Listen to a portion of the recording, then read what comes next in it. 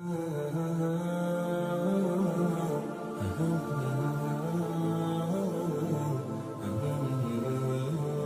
کے نبی کی زندگی عز و انکساری میں گزری ہے۔ حدیث مبارکہ ذہن میں آ گئی، کیا خوبصورت حدیث مبارکہ۔ آپ علیہ صحابہ کرام رضوان اللہ تعالیٰ علیہم اجمعین نے فرمایا، ہم نے آج تک کبھی ایسا نہیں دیکھا کہ حضور آگے چل رہے ہوں اور صحابہ کی جماعت پیچھے چل رہی ہو، کبھی بھی ایسے نہیں دیکھا۔ حضور سے بڑا پیر کون؟ حضور سے بڑا مقام کس کا؟ حضور سے بڑی تخلیق کون؟ حضور سے بڑا مرتبہ کس کا؟ ایک دن بھی ایسا نہیں کہ حضور آگے چل رہے ہیں اور صحابہ پیچھے۔ ہمیشہ عجز و انکساری میں رہے۔ کیا فرمایا تھا جب حضور علیہ الصلوۃ والسلام کے پیٹ پہ پتھر بندھے ہوئے تھے غزوہ خندق کے موقع پر، بھوک و افلاس تھی اور فرشتہ آیا اس وقت کے اندر، اور اس فرشتے نے سوال کیا، یا رسول اللہ صلی اللہ علیہ وسلم، اللہ فرما رہے ہیں اگر آپ حکم فرمائیں تو سامنے احد کے پہاڑ کو پورے کا پورا سونے کا بنا دیتے ہیں۔ قربان جاؤں میں کالی کمری والے کی شان۔ آپ نے فرمایا میں یہ پسند کرتا ہوں کہ ایک دن کھانا کھاؤں اور دوسرے دن بھوکا رہوں۔ آج کے یہ ڈبہ پیر ایسا کریں گے؟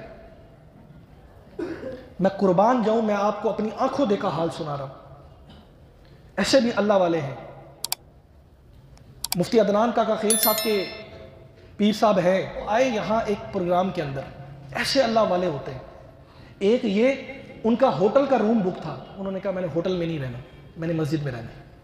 ان کا وہاں کھانا، جب کھانے کی باری آئی تو ان کا کھانا علیحدہ لگایا گیا، جیسے مہمانوں کو عزت دی جاتی ہے کھانا علیحدہ لگایا جاتا ہے۔ باقی جو عام ساتھی تھے، علماء تھے، وہ ان کا کھانا علیحدہ تھا۔ میں قربان جاؤں ان پر، اتنا بڑا مقام۔ انہوں نے کہا جو میزبان تھے ان سے، آپ مجھے برکت سے محروم کرنا چاہتے ہیں؟ اللہ کی برکت تو وہاں ہوگی جہاں سارے بیٹھے ہیں، آپ مجھے علیحدہ بٹھا رہے ہیں۔ میزبانوں نے ہزار کہہ دیا کہ جی ان کی اجازت سے آپ کو بٹھا رہا ہوں۔ ان کا نہیں، میں وہیں جا کر کھاؤں گا۔ وہ ان مہمانوں کے درمیان میں بیٹھے جو ان کے لیے کھانا پکا تھا، انہوں نے کیا کیا، وہ کھانا سارے کا سارا عام لوگوں میں تقسیم کر دیا، اور جو ان کا کھانا تھا بچا ہوا وہ لے کر وہ کھا رہے تھے۔ اس کو کہتے ہیں اللہ والے۔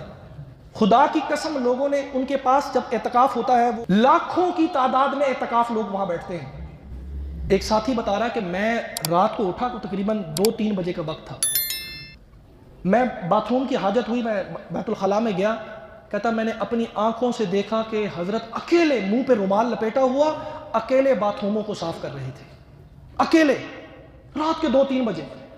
کہتے میرے پاؤں کے نیچے زمین نکل گئی، حضرت یہ آپ کیا کر رہے ہیں؟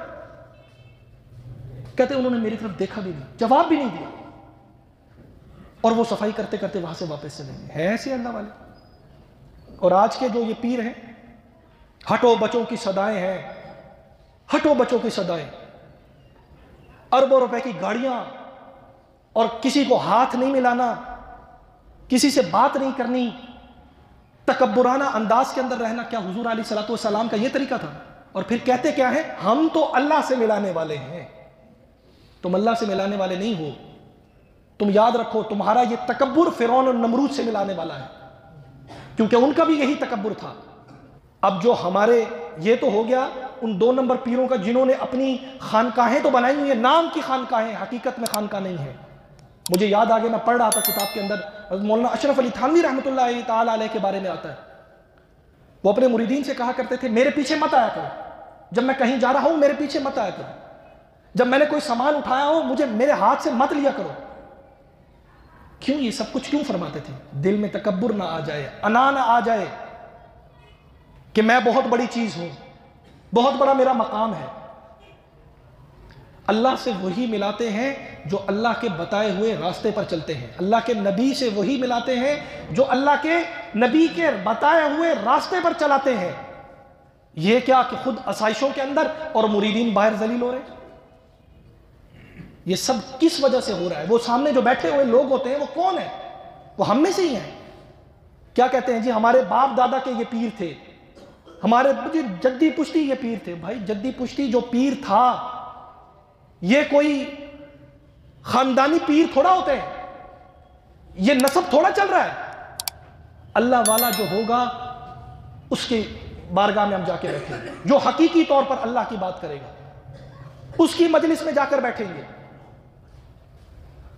باپ دادا کا پیر ہونے کا مطلب یہ نہیں ہے کہ آگے والا جو ہے وہ انتہائی نکما، نہ منہ پہ داڑھی ہے، نہ شریعت کے مطابق زندگی ہے، نہ کسی مطابق سنت پر عمل ہے، اور وہ بنا بیٹھا ہے پیر۔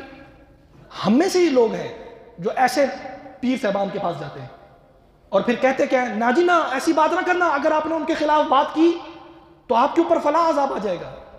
انا للہ و انا الیہ راجعون۔ میرے نبی کو طائف کے اندر پتھر پڑ رہے تھے، پتھر مارے جا رہے تھے،